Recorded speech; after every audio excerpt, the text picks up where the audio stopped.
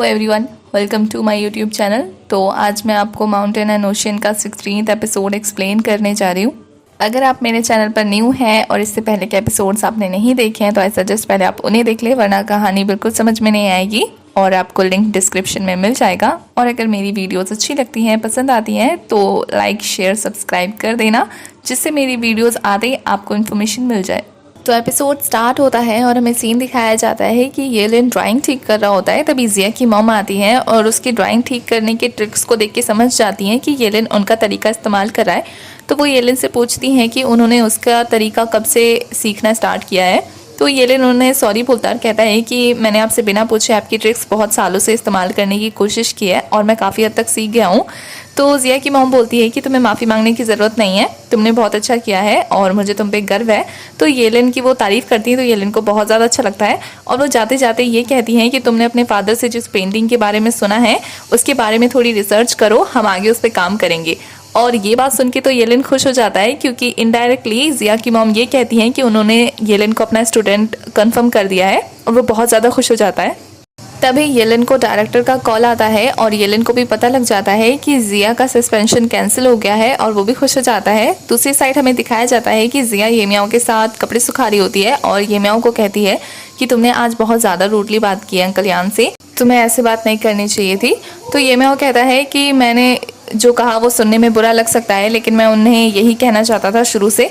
तो जिया कहती है तुम्हें जो चीज़ें पता है तुम्हारे अकॉर्डिंग वो चीज़ें सही हैं, लेकिन जिन चीज़ों के बारे में तुम्हें नहीं पता है वो चीज़ें भी गलत नहीं है। और फिर हमें पास्ट का सीन दिखाया जाता है कि अंकल यान जब कलर्स तैयार कर लेते हैं तब जिया उनके पास आती है। तो जिया अंकल यान को सॉरी बोल रही होती है येमियाओं के बिहेवियर के लिए। तो अंकल यान उससे मजाक में लेते हैं और कहते हैं कि उस नालायक की बात को मैंने सीरियसली नहीं लिया है, तो क्या तुम्हें भी लगता है कि मैं शाओदो के लिए थोड़ा स्ट्रिक्ट हूँ। तो जिया कहती है नहीं, मतलब हो थोड़े से, अगर आप येमियाओं के अकॉर्डिंग चलो और अगर किसी एक पत्थर को बेच दो तो आपकी हालत सही हो जाएगी। जैसे कि उसने कहा कि आपको 3 मिलियन मिलेंगे। तो अंकल यान कहते हैं नहीं, ये कीमत बहुत ज़्यादा कम है, मेरे पास जो पत्थर हैं वो 9 से 8 मिलियन के हैं। और ये बात सुन के तो जिया चौंक जाती है और कहती है कि तब तो आपको एक पत्थर बेच देना चाहिए। तो अंकल यान कहते हैं तो तुम ही बता दो कि मैं कौन सा पत्थर बेचूँ, क्योंकि ये सारे पत्थर खत्म होते जा रहे हैं और आगे चल के ये खदानों में भी मिलने बंद हो जाएंगे, लोग इनसे गहने बनाएंगे और कलर के लिए हमारे पास कोई पत्थर नहीं बचेगा। और अगर कलर के लिए पत्थर नहीं बचेगा तो जो ड्राइंग्स खराब हो जाती है वो भी हम ठीक नहीं कर पाएंगे। अंकल यान जिया को कहते हैं कि तुम्हारी माँ ड्राइंग ठीक करने की डॉक्टर है ना, तो अगर क्या हो कि तुम्हारे माँ के पास ड्राइंग ठीक करने के लिए कोई दवाई ना बचे, यानी कोई कलर ना बचे, तो क्या हम देश की धरोहर को बचा पाएंगे। तो इसलिए मैं अपने लिए मन मार के जी सकता हूँ, लेकिन शाओदो के लिए मैं थोड़ा अर्न करूँगा और पैसे उतने मायने नहीं रखते हैं, ये पत्थर ज़्यादा मायने रखते हैं मेरे लिए और इन पत्थरों से ज़्यादा ज़रूरी उन कलर को बनाना है मेरे लिए। तो वो जिया को समझाते हैं और जिया समझ जाती है। उसके बाद अंकल शाओदो को लेने चले जाते हैं और कहानी फिर से प्रेजेंट में आती है। तो जिया येमियाओ से कहती है क्या तुम्हें अब समझ में आया।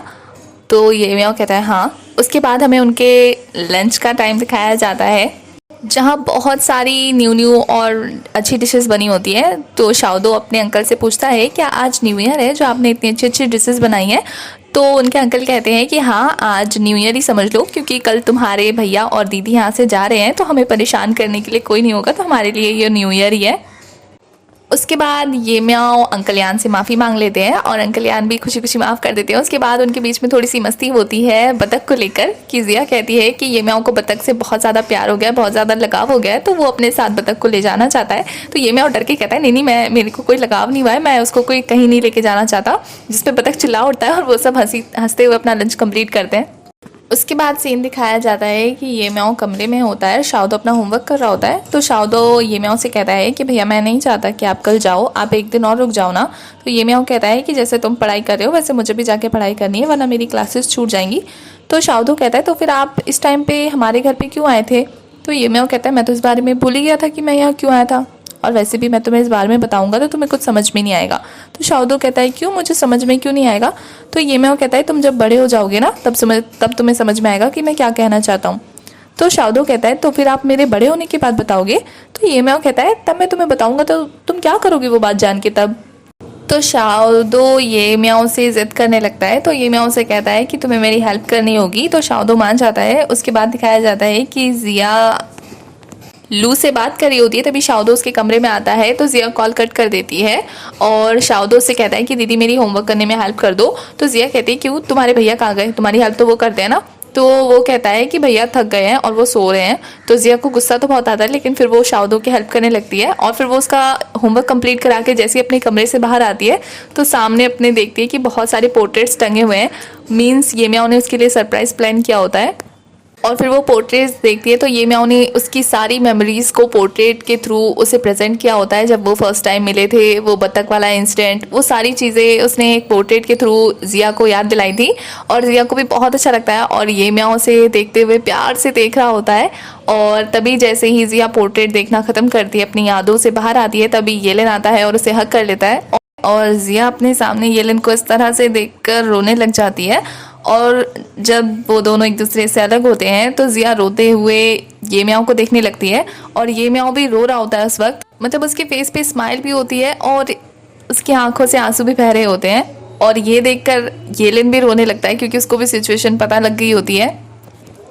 उसके बाद नेक्स्ट दिखाया जाता है कि जिया अपने कमरे में होती है और उन पोर्ट्रेट्स को पलट पलट के देख रही होती है और कहती है कितना पागल है, कितना बेवकूफ़ है। उसके बारे में बुरा बुरा कहती है और कहती है कि एक भी शब्द नहीं कहा उसने। अब वो क्या चाहता है कि मैं कहूँ उससे, मैं एक लड़की हूँ, वो ऐसा कैसे कर सकता है मेरे साथ, पागल कहीं का। और ये बोल के फिर वो मुस्कुराने लगती है और पोर्ट्रेट्स को देखने लगती है। दूसरी तरफ हमें दिखाया जाता है कि येलेन और ये म्याओ टेंशन में होते हैं। मतलब उन दोनों को नींद नहीं आ रही होती है सिचुएशन को एनालाइज करने के बाद। तो ये म्याओ येलेन से बात करने की कोशिश करता है तो येलेन टाल देता है क्योंकि शाओदो सो रहा होता है। उसके बाद नेक्स्ट डे मॉर्निंग का सीन दिखाया जाता है कि वो लोग वापस जा रहे होते हैं तो ये म्याओ और शाओदो एक दूसरे से बहुत ही प्यारी प्यारी बातें करते हैं, एक दूसरे को गुड बाय बोलते हैं। तभी येलेन अंकल यान से कहता है कि आपने इन दोनों का ख्याल रखा, आपका थैंक यू। तो अंकल यान कहते हैं कि अब यहाँ से ये जा रहे हैं ना तो मोटे हो गए हैं। और फिर वो ये म्याओ को एक बुक देते हैं और कहते हैं कि मैंने खुद से लिखी है और ये बताया कि कलर कैसे तैयार होते हैं। हालांकि मुझे पता है कि तुम्हें पसंद नहीं है, लेकिन फिर भी एक बार पढ़ के देखना। वैसे मैं इसकी बुक छापने की सोच रहा था, लेकिन मुझे लगता है कि लोगों को पढ़ने में पसंद नहीं आएगा ये सारी चीज़ें, इसलिए मैंने तुम्हें दे दी। अगर तुम्हें भी पसंद नहीं आता है तो तुम इसे कहीं दूर रख देना।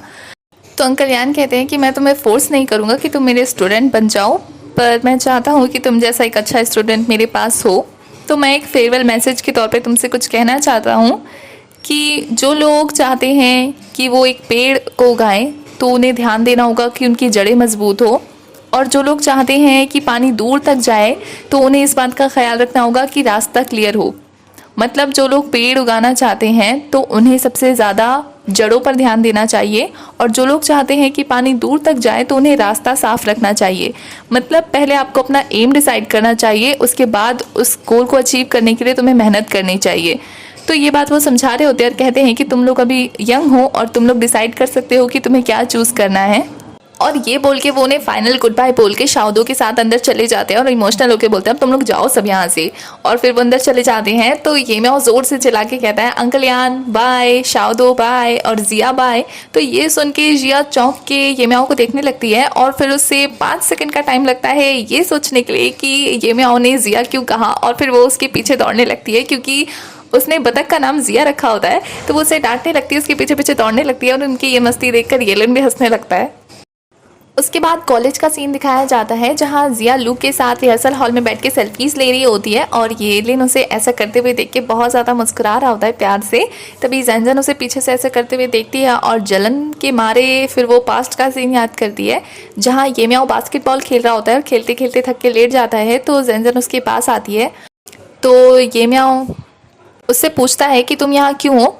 तो ज़ेनज़ेन कहती है कि तुम जिया पर इतना भरोसा क्यों करते हो, चाहे वो गलत हो या सही हो, तुम उस पर आँख बंद करके भरोसा करते हो, चाहे मैटर कुछ भी हो।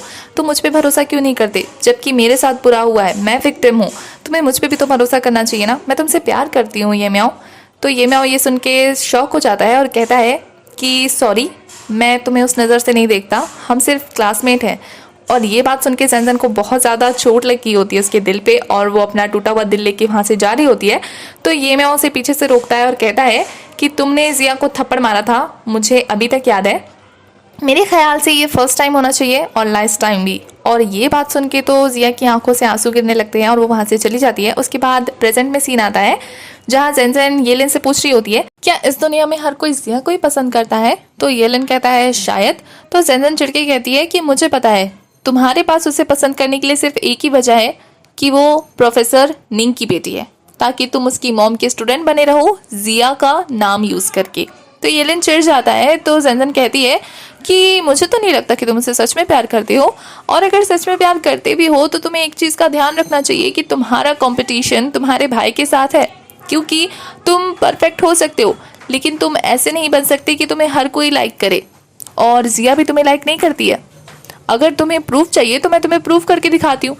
चलो छोटा सा एक्सपेरिमेंट करते हैं, मैं तुम्हें दिखाती हूँ कि जिया तुम्हारे लिए क्या फील करती है। और फिर वो कॉल लगाती है जिया को, और जिया कॉल उठाती है। तो सेंजन कहती है, जिया क्या तुम्हें पता है कि ये म्याओ को चोट लग गई है? तो जिया घबरा जाती है और उसे पूछती है कि ये म्याओ कहाँ है। तो वो उसे बता देती है कि वो बास्केटबॉल कोर्ट में है।